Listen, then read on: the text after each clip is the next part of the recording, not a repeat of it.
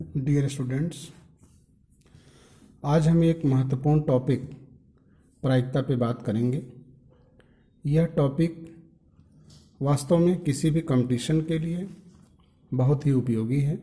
It is very very useful in all competitions, और ख़ास करके यूपी बोर्ड में इसके छोटे क्वेश्चन से लेकर बड़े क्वेश्चन तक ये आते हैं। और इसकी जो मुख्य बातें हैं, इसकी कुछ अपनी टर्मिनोलॉजी हैं, कुछ परिभाषाएं हैं, कुछ सूत्र हैं, उनको एक करके देखेंगे। और सबसे बड़ी बात यह है कि इसके जो सॉल्यूशन होते हैं वो काफ़ी छोटे होते हैं, यानी कि बहुत जल्दी बहुत कम समय में सॉल्व करके ज़्यादा से ज़्यादा मार्क्स पाए जा सकते हैं। जैसे इसमें आप देखें, जैसे प्रायिकता लिखा गया है अनुकूल घटना बटे कुल घटना, यानी कि ये प्रायिकता का बेसिक फार्मूला है और इसको आप देख सकते हैं। इसके बाद कंडीशनल प्रोबेबिलिटी की बात आती है। यहाँ लिखा जाता है प्रोबेबिलिटी अपॉन ई अपॉन एफ लिखा हुआ है।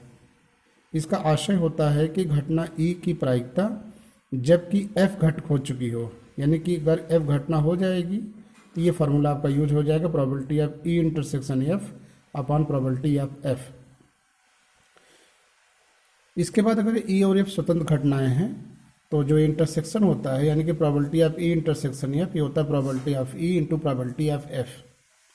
एक पहले से भी सेट थ्योरी में मैंने आप लोगों को पढ़ाया था, probability of A union B is equal to probability of A plus probability of B minus probability of A intersection B.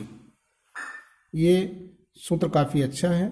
इसमें एक कंडीशन आपको पता चलेगी कि यदि जो इवेंट्स हैं इफ़ आर म्यूचुअली एक्सक्लूसिव, यानी कि अगर परस्पर अपवर्जी हैं, तो probability of A intersection B वो ज़ीरो हो जाएगा।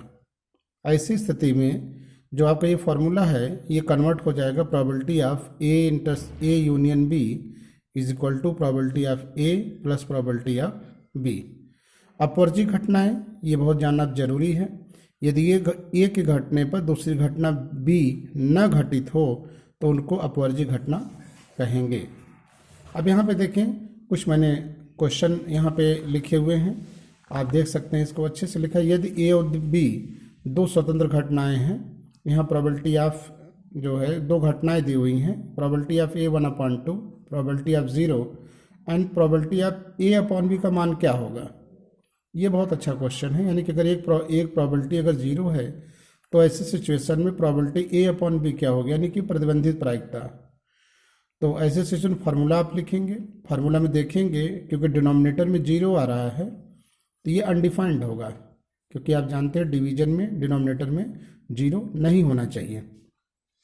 अब ये क्वेश्चन और दिया गया है कि यदि probability A upon B is equal to probability B upon A, ये भी कंडीशनल प्रोबेबिलिटी का है, तो सिचुएशन क्या मिलेगी, वही फार्मूला आप रखेंगे, probability of A intersection B upon probability of B is equal to probability of B intersection A upon probability of A. आप देखेंगे ये दोनों कैंसिल हो जाएंगे, नीचे बचेगा प्रोबेबिलिटी ऑफ बी, यहाँ बचेगा प्रोबेबिलिटी ऑफ ए, यानी कि probability of A is equal to probability of B. अब यहाँ पे देखें, ये क्वेश्चन और दिया गया है, इसमें भी वही इस्तेमाल हो रहा है, एक रिलेशन दिया हुआ है, आप देख सकते हैं इस क्वेश्चन को, ये काफ़ी उसी जैसा क्वेश्चन है। इसमें आपको ये देखने की ज़रूरत है, जैसे यहाँ आप देखें एक क्वेश्चन दिया हुआ है कि probability of A is 0.4 and probability of B is 0.8, तो probability of B upon A 0.6, तो probability of A union B क्या होगा। इसमें दो फॉर्मूले लगेंगे, एक तो probability of B upon A, यानी जो कंडीशनल प्रोबेबिलिटी का होता है, और दूसरा लगेगा probability of A union B. Conditional probability से हम लोग निकालेंगे probability of A intersection B, यानी कि जो वैल्यू आएगी 0.24, इसको यहाँ पुट करेंगे तो probability of A union B आ जाएगा। इसमें एक क्वेश्चन और फिर से आप देख लें, अगर ए और बी जो इंडिपेंडेंट इवेंट्स हैं, स्वतंत्र घटनाएं हैं, तो प्रोबेबिलिटी ऑफ ए इज 0.3 दिया हुआ, प्रोबेबिलिटी ऑफ बी 0.4 दिया हुआ है। तो ऐसे सिचुएशन में जो probability of A upon B होगा, आप इसको देखेंगे तो probability of A into probability of B upon probability of B, दोनों कैंसिल हो जाएंगे, यानी कि ये जो वैल्यू आ जाएगी ये प्रोबेबिलिटी ऑफ ए के इक्वल होगा।